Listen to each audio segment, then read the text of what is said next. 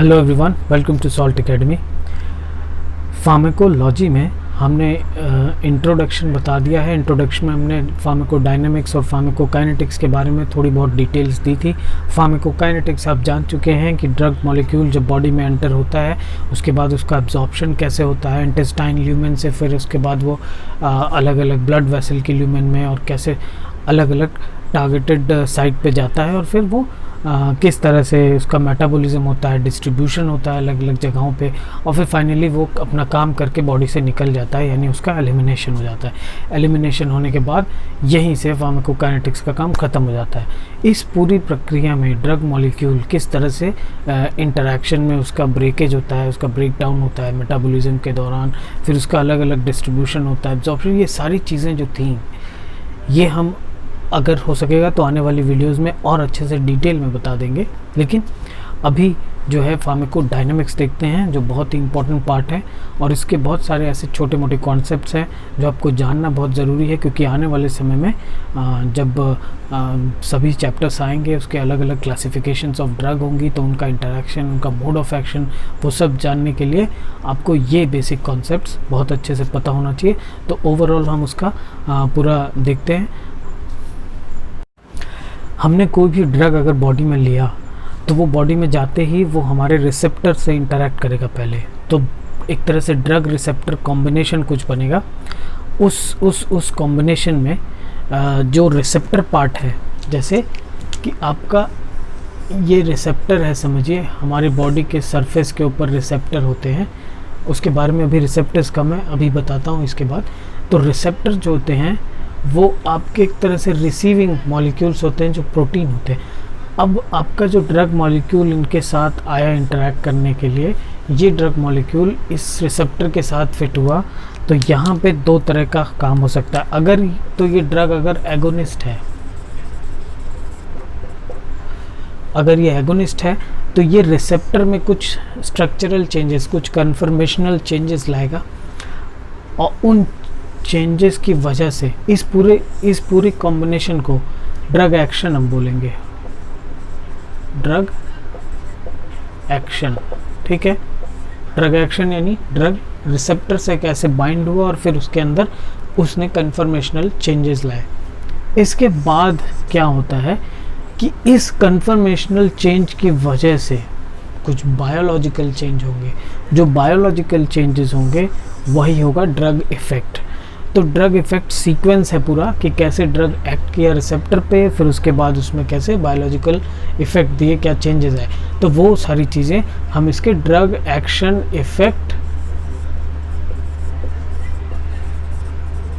Sequence को देखते हैं। अगर ये एंटागोनिस्ट होता है, ये तो अभी एगोनिस्ट की बात की थी मैंने, एगोनिस्ट क्या करेगा, रिसेप्टर में कुछ चेंजेस लाएगा। अगर एंटागोनिस्ट होगा तो वो उस चेंज को रेजिस्ट करेगा, उस चेंज को होने नहीं देगा। बस इतना अंतर है, बाकी अभी मैं और डिटेल बताता हूँ। Thank you. Drug target molecule तक पहुँचा और फिर उसके बाद उसने कुछ डिज़ायर्ड इफेक्ट पैदा किए। ये कलेक्टिवली हम इसको पोटेंसी बोलेंगे। पोटेंसी मतलब कितना डोज रिक्वायर्ड है किसी पर्टिकुलर क्लिनिकल इफेक्ट को देने के लिए, प्रोड्यूस करने के लिए। तो एफिनिटी क्या है, डोज पे डिपेंडेंट है, यानी ड्रग का टारगेट मॉलिक्यूल से बाइंड करने की जो टेंडेंसी होती है उसे हम एफिनिटी बोलते हैं, which is dependent on dose. और फिर टारगेट मॉलिक्यूल से बाइंड होने के बाद वो जो इफ़ेक्ट पैदा होगा वो इफ़िकेसी कहलाएगा। तो इफ़िकेसी और एफिनिटी को कलेक्टिवली हम पोटेंसी बोलते हैं, यानी desired amount of dose required to produce particular effect, clinical effect in the body. तो ये हमारा एक छोटा सा कॉन्सेप्ट था कि कैसे ड्रग और इफेक्ट आपस में dose of the drug is related to the effect to be produced. तो ये जो है फार्माकोडायनेमिक्स में ये एक इम्पॉर्टेंट कॉन्सेप्ट है। जो भी हमारे मॉलिक्यूल इंटरैक्ट करेंगे रिसेप्टर से, जो लाइगेंड्स हैं, वो या तो एगोनिस्ट हो सकते हैं, एंटागोनिस्ट, पार्शियल एगोनिस्ट या इन्वर्स एगोनिस्ट होंगे।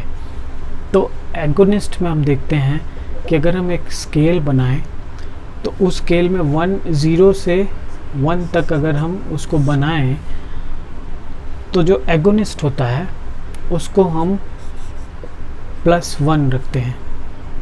एंटागोनिस्ट जो है उसे हम 0 रखेंगे। एंटागोनिस्ट नाम से ये मत समझिएगा कि उसका एंटी यानी -1 हो जाएगा। एगोनिस्ट +1 है तो एंटागोनिस्ट 0 स्केल पे आएगा। और फिर पार्शियल एगोनिस्ट जो होगा 0 से 1 के बीच में होगा। और जो इन्वर्स एगोनिस्ट है वो आएगा -1 पे। तो जो एगोनिस्ट है, जो एगोनिस्ट ड्रग है, वो किसी भी फंक्शन को या तो बढ़ा देगा और उसको अच्छे से राइज कराएगा, लेकिन जो एंटागोनिस्ट है वो उसी फंक्शन को स्टॉप करेगा, यानी उसको उस फंक्शन को स्टार्ट होने नहीं देगा। और जो पार्शियल एगोनिस्ट है वो उस फंक्शन को पूरी तरह से तो नहीं, लेकिन हाँ स्टार्ट होके वो 0 से 1 के बीच में कहीं बीच में उसको रोक लेगा। यानी कि ये भी एक तरह से एंटागोनिस्ट ही होता है। पार्शियल एगोनिस्ट भी इसको एंटागोनिस्ट ही कैटेगरी में रख सकते हैं। इसके अलावा जो इन्वर्स एगोनिस्ट है वो इस एक्शन को रिवर्स में ले जा सकता है। तो ड्रग का अपना कोई फंक्शन बॉडी पे नहीं इम्पोज होता है, यानी वो कोई इम्पार्ट नहीं करता कोई न्यू फंक्शन। वो बस जो हमारी बॉडी की जो नॉर्मल फंक्शनिंग है उसको या तो बढ़ा देगा या घटा देगा, यानी उसको एक्साइट कर देगा, यानी उसको स्टिमुलेट कर देगा किसी फंक्शन को, तो उसकी स्पीड या पेस बढ़ जाती है। या इसके अलावा वो घटा देता है फंक्शंस को, या सप्रेस या डिप्रेस कर देगा। इसके अलावा कोई बड़ा फंक्शन नहीं है, बस ये कि रिप्लेसमेंट वाला एक फंक्शन होता है, या फिर कोई टॉक्सिक इफ़ेक्ट है, जैसे साइटोटॉक्सिक यानी कैंसरस सेल की डेथ करानी हो, या इस तरह के फंक्शन करता है। तो एज सच कोई फंक्शन बॉडी पे ड्रग कोई नया फंक्शन नहीं देता है।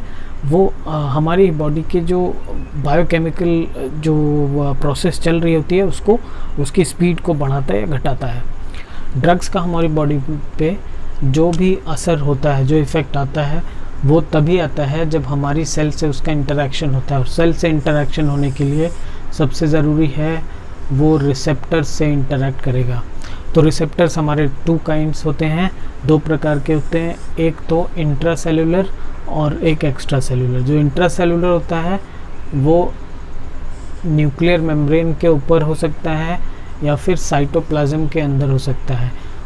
इसके अलावा एक्स्ट्रा सेलुलर जो रिसेप्टर्स होते हैं वो हमारी साइटोप्लाज्मिक जो मेम्ब्रेन होती है उसके ऊपर होते हैं, यानी जो सेल मेम्ब्रेन है उसके ऊपर रिसेप्टर्स होते हैं। उसे हम एक्स्ट्रा सेलुलर बोलते हैं। क्यों? क्योंकि वो सेल के आउटसाइड एनवायरनमेंट की चीज़ों से इंटरेक्ट करते हैं।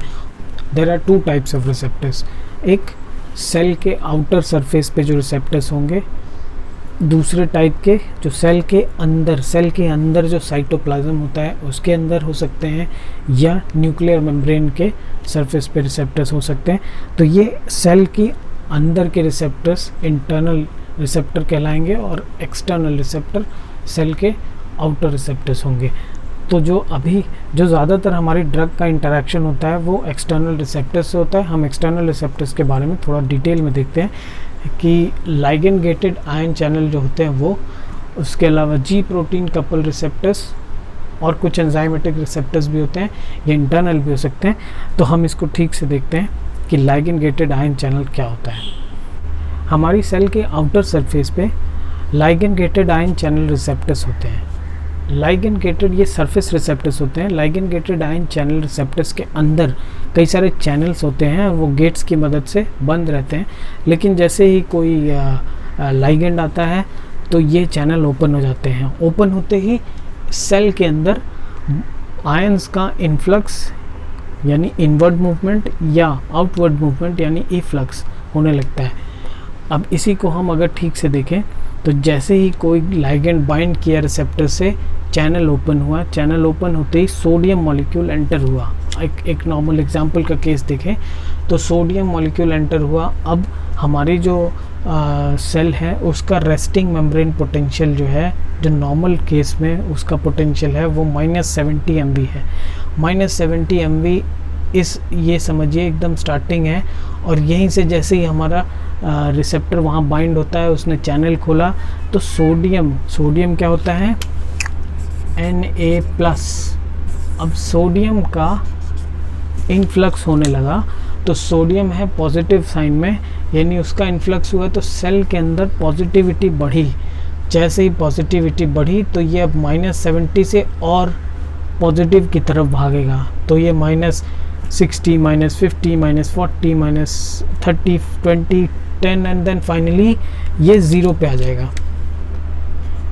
तो ये 0 पे आया और फिर और बढ़ता ही जाएगा, यानी सोडियम जैसे जैसे एंट्री लेता जाएगा और एक टाइम तक आएगा, यानी +70 तक सोडियम की एंट्री होती रहेगी।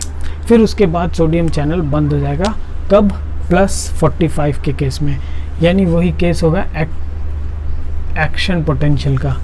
और फिर उसके बाद क्या होगा, एक नया चैनल ओपन होगा पोटेशियम चैनल का।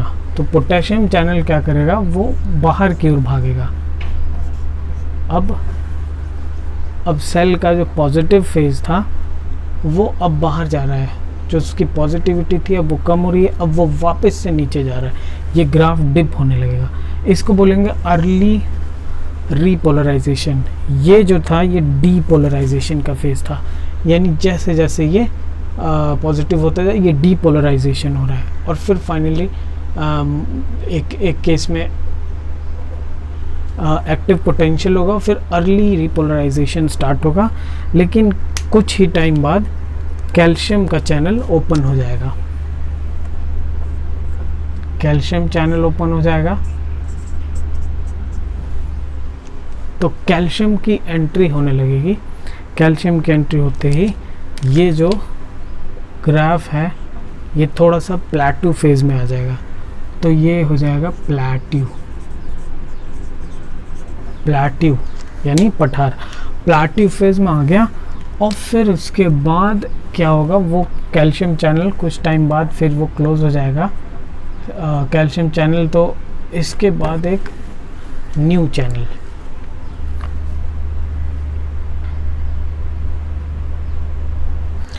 अब क्या होगा, ये प्लेट्यू फेज जो कैल्शियम चैनल था इसके बाद अब पोटेशियम जो है वो इफ्लक्स होता रहेगा, बाहर जाता रहेगा। अब ये ग्राफ गिरने लगा, इसको बोलेंगे लेट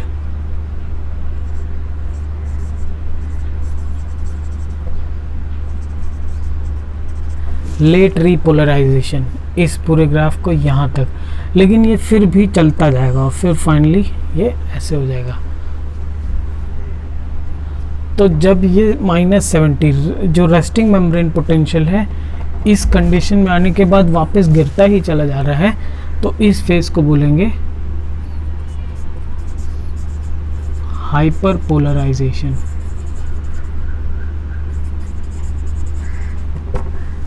तो इस तरह से हम देख पाते हैं कि लाइगेंड गेटेड आयन चैनल में ग्राफ की मदद से अगर देखें तो रेस्टिंग मेम्ब्रेन पोटेंशियल -70 MV है। ये सोडियम के इन्फ्लक्स की वजह से उसकी पॉजिटिविटी बढ़ती गई तो ये और राइज होता गया ग्राफ, और फिर फाइनली आकर एक पॉइंट पे ये डिप हो गया क्योंकि कैल्शियम सोडियम चैनल बंद हो गया। अब दूसरा चैनल खुला जो कि आपका कैल्शियम पोटेशियम चैनल है। पोटेशियम चैनल ओपन के होने के बाद अब पोटेशियम बाहर निकलने लगा, पोटेशियम आयन।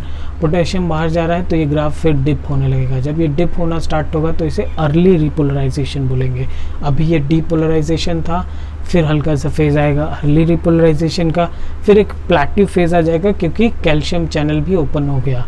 कैल्शियम चैनल के बाद फिर अब ये कैल्शियम चैनल तो बंद है लेकिन पोटेशियम फिर भी गिरता जा रहा है, यानी क्योंकि पोटेशियम बाहर आता जा रहा है तो लेट रीपोलराइजेशन फेज शुरू हो गया। लेकिन रेस्टिंग मेम्ब्रेन पोटेंशियल के पास पहुंचते ही फिर भी वो आगे की ओर ये प्रोसेस चल रही है, यानी पोटेशियम का इफ्लक्स होता जा रहा है। तो इस केस को बोलेंगे hyper polarisation. Ligand gated ion channel बिना किसी मैसेंजर या बिना किसी कपलिंग प्रोटीन की मदद से ऑन सेट या ऑफ सेट होता है, यानी चैनल को ओपन करता है और बंद करता है, और फिर जो आयंस हैं, जो पॉजिटिव नेगेटिव आयंस हैं, उनका इन्फ्लक्स है और रिफ्लक्स होता है। इन्हीं से फिर डिज़ायर्ड इफेक्ट जो है प्रोड्यूस होते हैं। तो इसीलिए चूँकि इसमें कोई मैसेंजर का इन्वॉल्वमेंट नहीं होता, किसी का कपल्ड प्रोटीन का इन्वॉल्वमेंट नहीं होता, तो ये directly on set of set कर लेते हैं। इसलिए ये फास्टेस्ट रिसेप्टर्स कहलाते हैं, यानी लाइगेंड गेटेड आयन चैनल जो हैं फास्टेस्ट रिसेप्टर्स हैं। इसके बाद हम देखेंगे कि जी प्रोटीन कपल रिसेप्टर्स कैसे फंक्शन करते हैं। Ligand gated ion channel receptor समझने के बाद एक बहुत ही ख़ास जो रिसेप्टर है जो बहुत ही इम्पोर्टेंट है, जी प्रोटीन कपल रिसेप्टर, इसके बाद हम उसका डिस्कशन करेंगे, उसको एक्सप्लेन करूँगा मैं। तो लाइगेंड गेटेड आयन चैनल का कॉन्सेप्ट होपफुली समझ में आ गया होगा। इसके बाद हम जी प्रोटीन कपल रिसेप्टर को देखेंगे। इस तरह से हमारा रिसेप्टर का कॉन्सेप्ट पूरा हो जाएगा। तो थैंक यू।